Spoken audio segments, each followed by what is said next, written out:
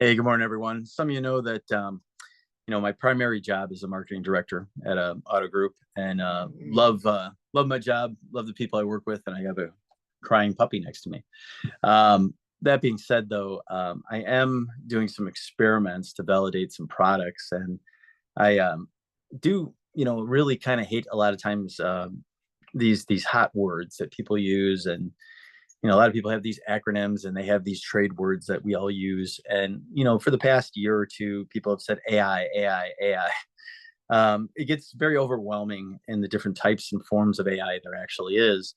But, in the automotive space, we've used AIs for over a decade in a lot of different things, such as CRM, such as chat widgets, and so on. Heck, back in the day when we used to send an email, we would take AI and we would have AI just correct it and kind of wordsmith some of our emails to customers. We've also had AI that does wonderful responses with some products to customers in our CRM, whether it be like an e-lead product or Vin Solutions or even Xtime. So, I looked for our dealer group for a lot of different products with AI to help us with after hours phone calls or to pick up the phone, especially for service when our service writers or our BDC is busy. So that being said, I've tested a product for months and months now and validating it. And after about my 107th test last night, I said, okay, it's only failed twice to where I was able to stump it. And I'm not saying you can't trick AI and it doesn't know all the verbiage, but the nice thing about it is it learns and it's easy to correct. So it's all about communication, setting up those prompts. So what I'm getting at is that I tested a product. Product is a lot cheaper than all of the other five products that I tested in the automotive spectrum that range anywhere from $1,500 a month up to $5,000 a month. And I had an interesting talk with one of my friends who just kind of retired from the CATA, and we discussed AI and that so many dealers need help with this and they have questions and they just don't know where to go with it and should they get in it. Well, you absolutely should get in it, but you want to make sure you choose the right provider and you just inspect what you expect. So as far as the service scheduling side with the product that I just tested, which is autogenie.ai, it works excellent. I tried it at the Honda store. It is attached to the service number currently. At some point, it will be attached to all numbers to answer all questions because technically the product was built as an automated receptionist.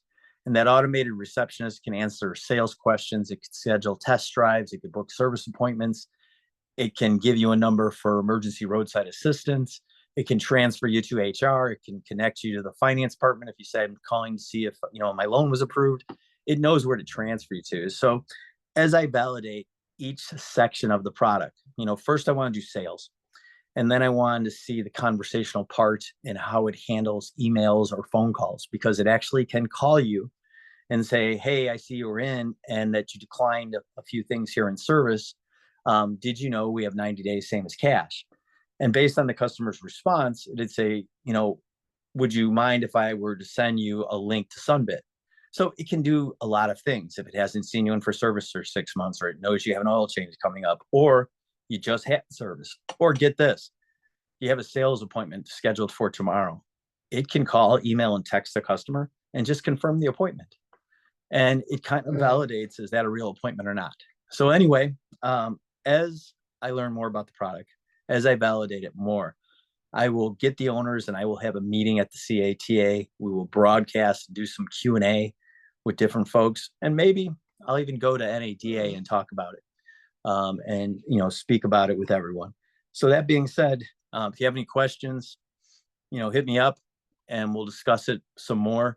But again, in validating this product, it can do so many unlimited list things, not just answer the phone as a receptionist, but it can help with our BDC department. It can help with scheduling our service department. And again, my sole interest in this product initially was really, and I have this puppy I got to take out. So my sole purpose of looking at it was just to help with after hours phone calls. I did some research and found that in 1 month, I missed 1,200 phone calls for the group after hours. And that only, about 30% of those people ever called us back.